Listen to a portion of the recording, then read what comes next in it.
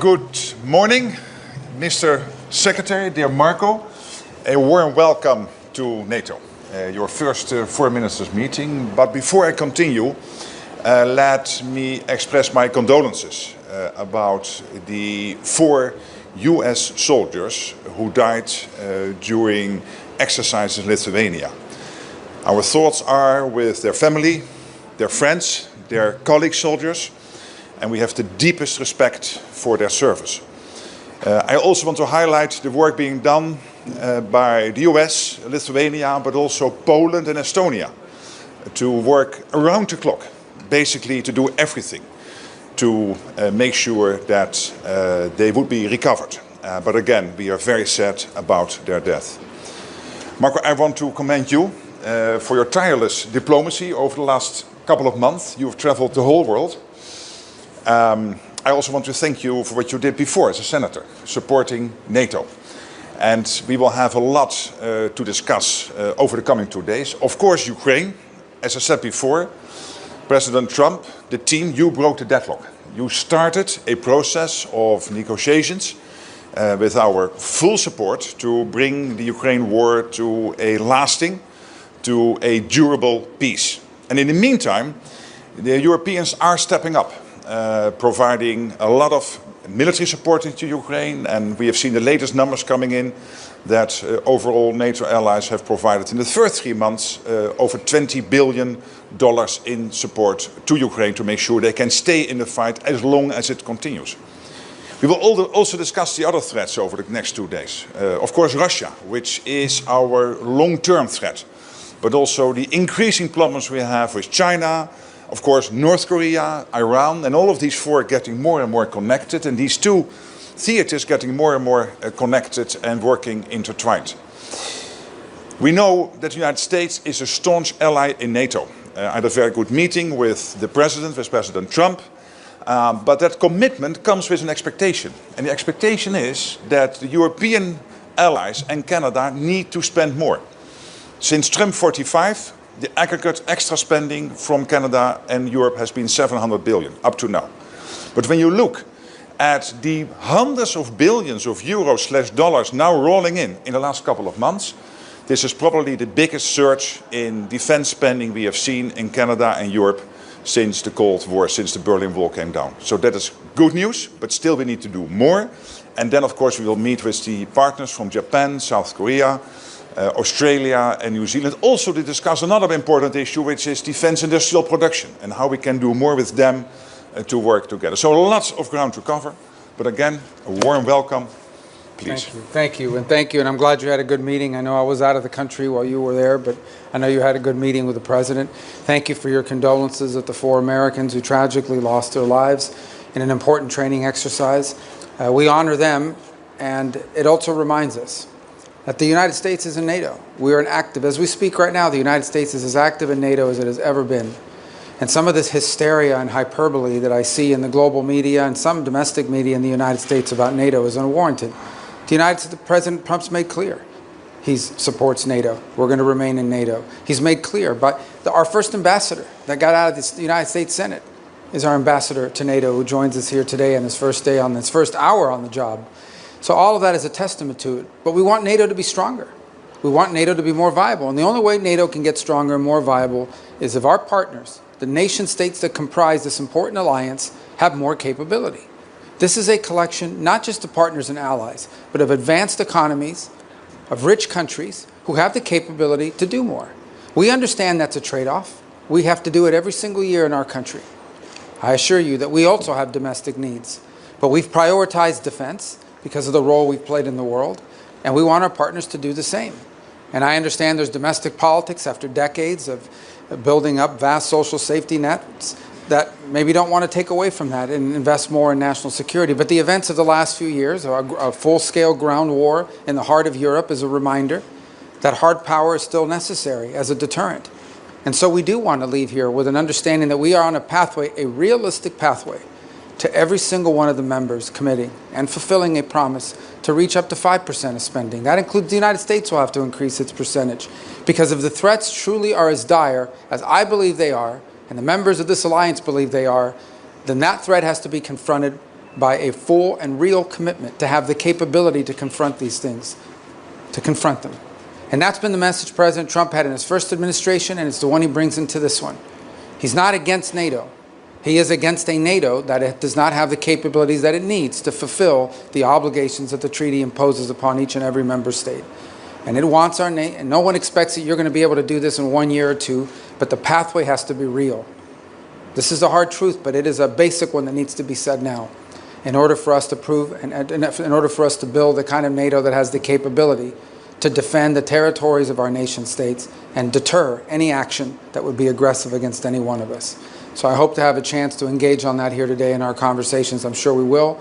Of course, we're also happy to be joined by our Indo-Pacific partners who have become great partners to the alliance as we also see increased threats to both freedom of navigation and territorial integrity in the Indo-Pacific. So we look forward to engaging them as well in this context. And thank you for the chance to be here in my first visit. I hope it will be very productive. It will. Thank you. Absolutely. Thank you so much. Thank you very much.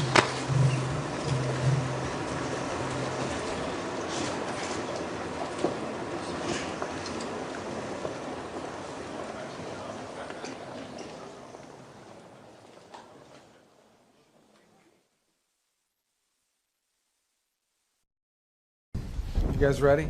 Let's just do questions. You guys know our ambassador? Hello, everyone. We brought him with us. He just started. Now he's staying behind. You're in charge. Thank you. He's going to do an awesome job. Appreciate it, sir. All right, let's do it. I don't have a statement. Let's just do it. Mr. Secretary, thank you for taking questions. Diplomacy depends on predictability, reliability, trust. Markets are crashing around the world for the second day in a row. The consensus is that the president's tariffs were much higher than expected and based on economic formulas that people do not understand. What is your reaction and what is the impact on Europeans? You want them to spend more on defense, Yes. which they're agreeing to finally, but how can they do that when their economies are crashing and they are now No, their economies are not crashing. Their markets are reacting. No, their economies are not crashing. Their markets are reacting to a dramatic change in the global order in terms of trade. And so what happens is pretty straightforward. If you're a company and you make a bunch of your products in China, and all of a sudden shareholders or people that play the stock market realize that it's going to cost a lot more to produce in China, your stock is going to go down. But ultimately, the markets, as long as they know what the rules are going to be moving forward, and as long as that's set and you can sustain where you're going to be, the markets will adjust. Businesses around the world, including in trade and global trade, they just need to know what the rules are. Once they know what the rules are, they will adjust to those rules. So I don't think it's fair to say economies are crashing. Markets are crashing because markets are based on the stock value of companies who today are embedded in modes of production that are bad for the United States.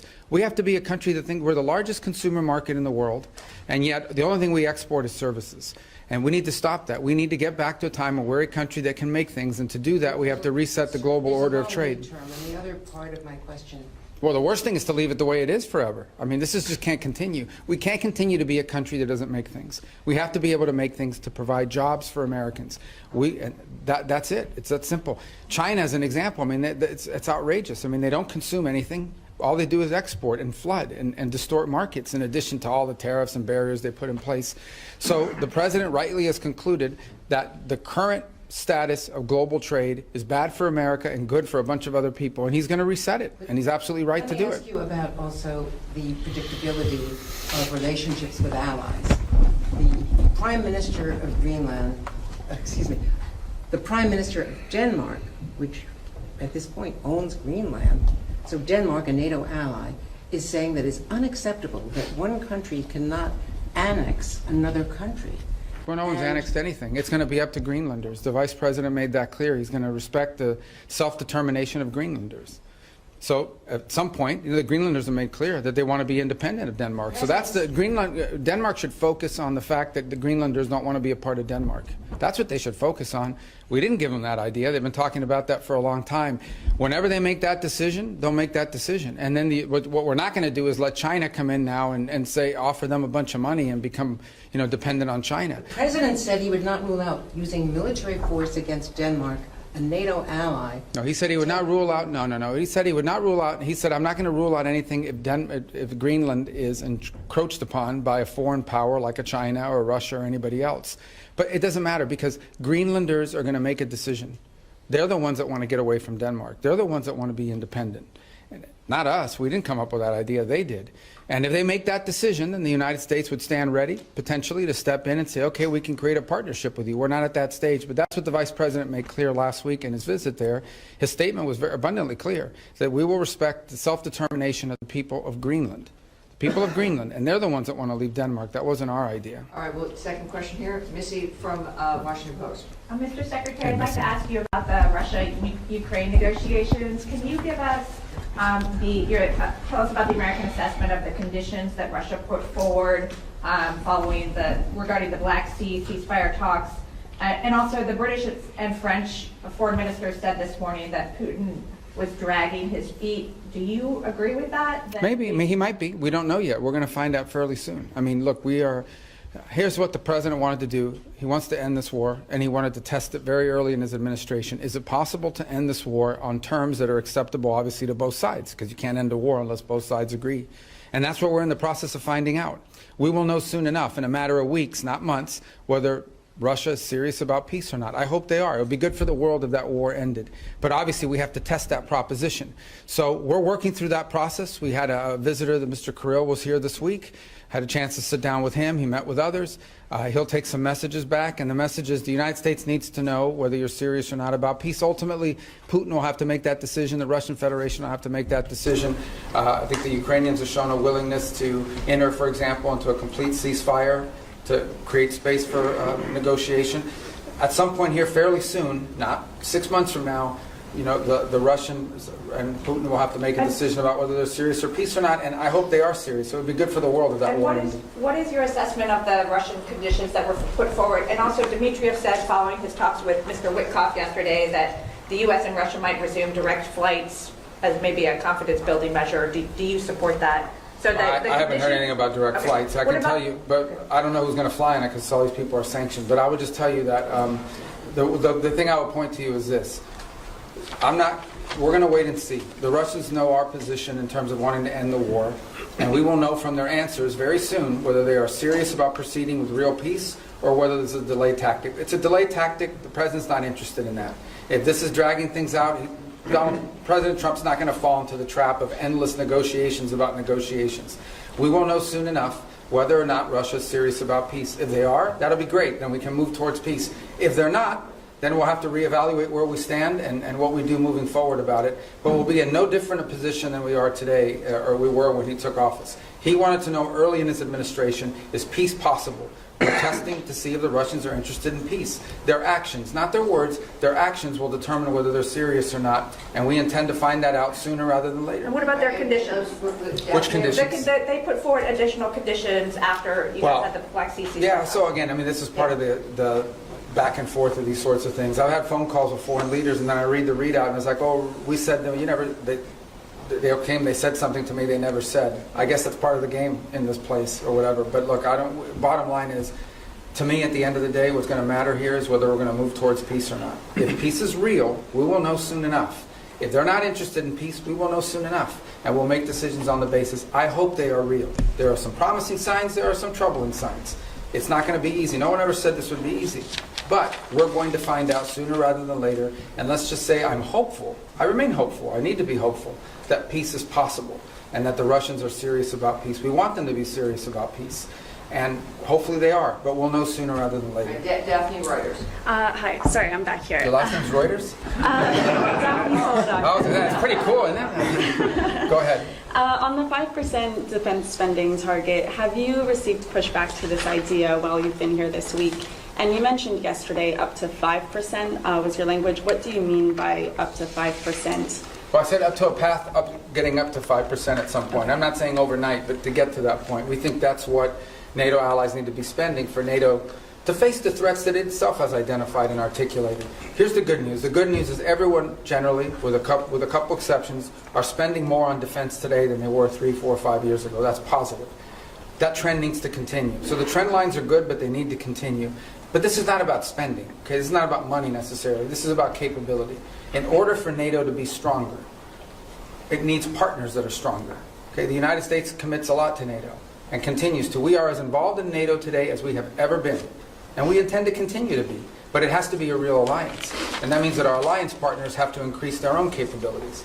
So hopefully 2 things have led to that. The first is the war in Ukraine, I think, has woken up a lot of people on the continent about real threats and real war. And the other is, I think, the pressure and the statements of President Trump that have been pretty consistent about increasing their spending. So this whole trajectory of more defense spending began, I believe, back in 2017, 2018, under President Trump's first term.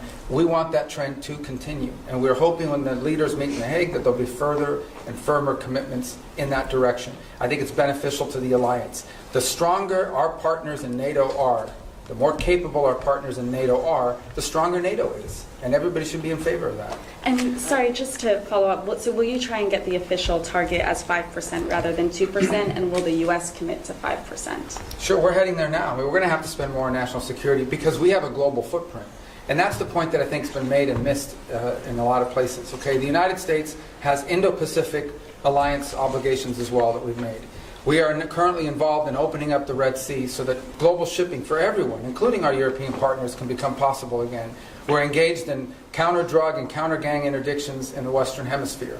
There's obviously all sorts of issues going on in different parts of the world, including we're concerned about a resurgence of terrorist cells, whether it's in Africa or in the Middle East. So the U.S. has these global obligations, and we have China that's undergoing the largest, most expansive peacetime military expansion in history. So we need to confront all of these things, and we're engaged in all of those things. So we're going to have to increase defense spending in our country. I think our commitment to NATO isn't just 3% spending of GDP. It's sustained over an extraordinary period of time, and that continues. So, look, I think our partners know they need to do more. They've all indicated they want to do more. They've begun to do more, and that trend needs to continue. Mr. Secretary, you mentioned that you met with Kirill Dmitriev as well. In order to stop them from dragging their feet and dragging this on, is there anything that you said, perhaps not threats, but is there anything that you said you wanted to see concretely from the Russian side in order to peace. We want to see peace. But specifics in terms of getting to this ceasefire first and then the negotiations later? I mean, peace means you stop shooting at each other. I mean, it's as simplistic as that. Now, obviously, look, there's all kinds of conditions for a final peace, and you have to work with both sides. And I've said from the beginning, the only way a war ends in a negotiated settlement. If it's not an unconditional surrender, then it is both sides make concessions. We're not going to prejudge what those concessions are, because those concessions will depend on what Ukraine will accept and Russia will accept. But we have to make concrete steps towards peace. What we're not interested in, and I'm not accusing them of this, I'm just telling you what we're not interested in is negotiations about negotiations. That we're not going to continue this forever. So none of it was threatening. I think it was more an explanation of this is our timeline, and at some point it'll be clear whether you want peace or you don't want peace. And that time is coming. It's pretty short. At the same time, as you now have seen, members of Congress have begun to file bills to increase sanctions. So there is going to be growing pressure from Capitol Hill to impose sanctions that we're not going to be able to stop if in fact we're not making progress towards peace. All these factors have been explained in the nicest way possible. Hopefully he'll take that message back to Moscow, and it'll make clear that we need to begin to see real progress, or we'll have to conclude that they're not interested in peace. But let's hope they are, because I think it would be better for everyone. Are more talks planned? Well, we need to hear an answer to this. I mean, we're going to have talks as long as talks are about something. It can't be talks about talks. At the end, I think initially it was important to talk because we hadn't talked to them in a long time, but now we've reached the stage where we need to make progress. And if we're not making progress towards peace, then we have a set of factors that we have to take into account. But hopefully we are going to make progress towards peace. I remain optimistic that we can. It'll be hard, it'll be difficult, but I'm optimistic that we can. Mr. Secretary, the Myanmar earthquake, I mean, normally in these kind of events you would have up to 200 Americans with sniffer dogs, special equipment, experts in their field, saving lives on the ground.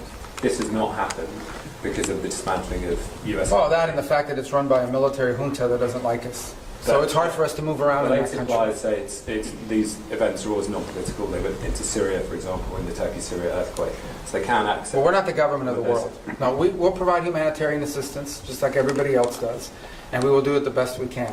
But we also have other needs we have to balance that against. We're not walking away from humanitarian assistance. But again, I go back to a lot of other rich countries in the world. They should all be pitching in. We're going to do our part. We already have people there. We'll have more people there. We'll help as much as we can. It's not the easiest place to work.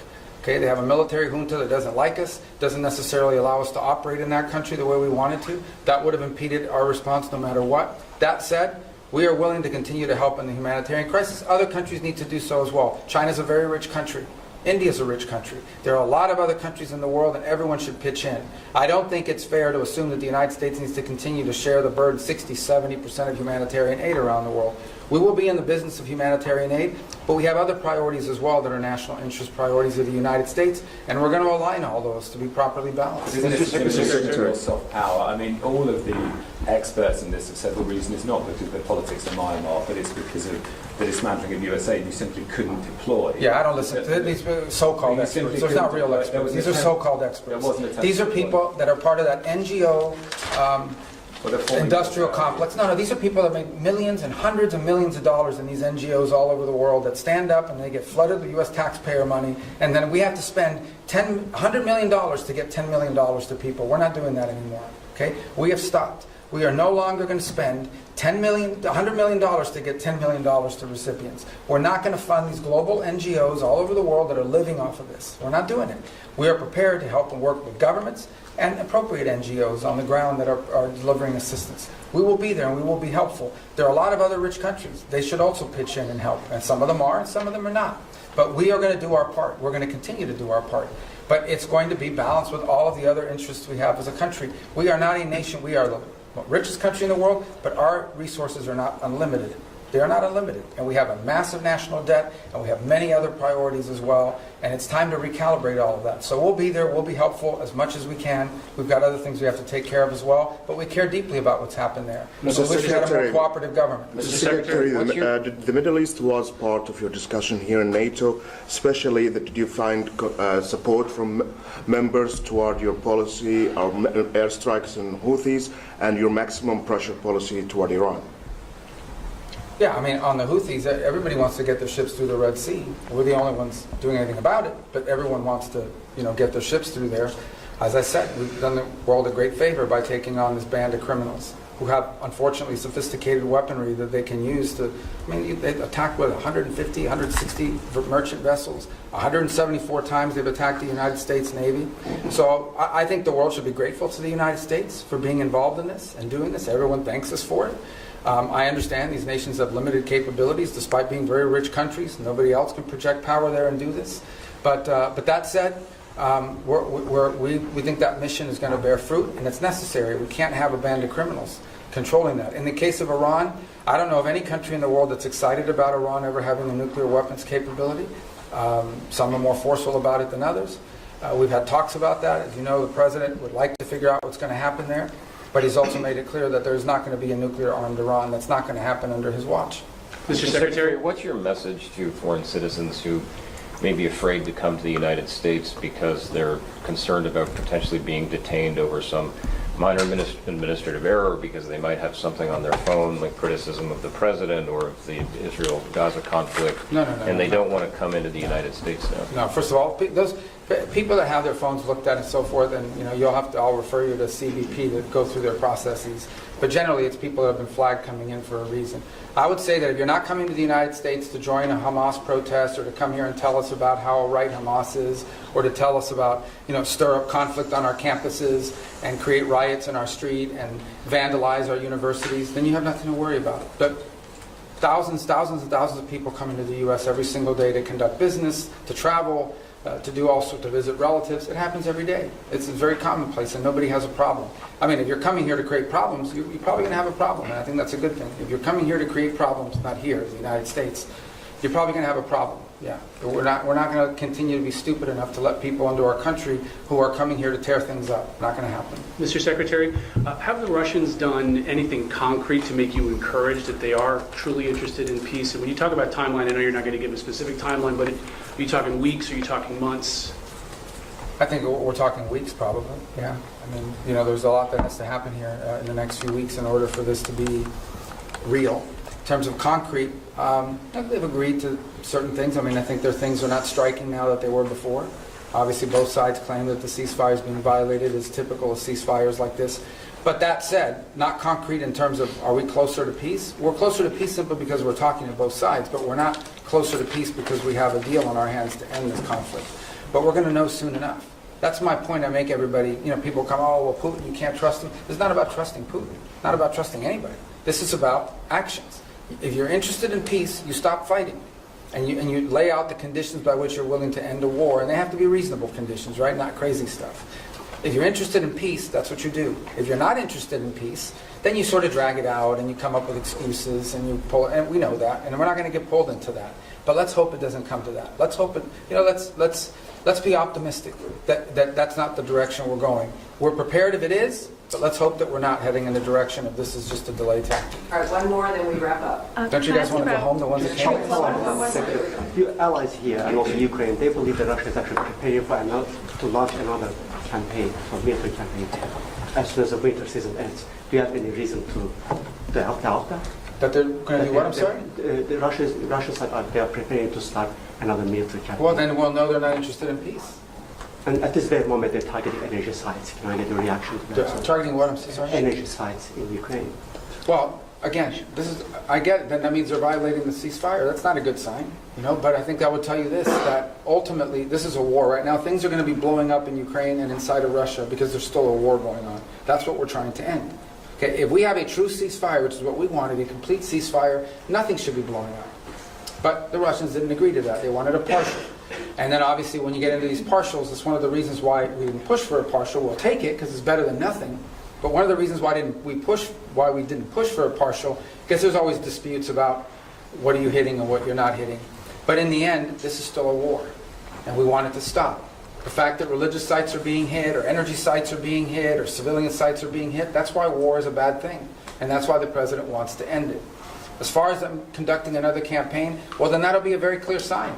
Right? If all of a sudden we wake up tomorrow and the Russians are launching a massive offensive, then I think that's a pretty clear sign they're not interested in peace. That hasn't happened yet. Let's hope it doesn't happen. We want to know whether they want to do peace or not. And if they do, then there's a way there, and we're willing to help. If they're not, then it's good to know early, so we can adjust our policies accordingly. All right, everybody, All right. thank you so much. Thank you, guys. Thank you. Ambassador, are you having fun yet?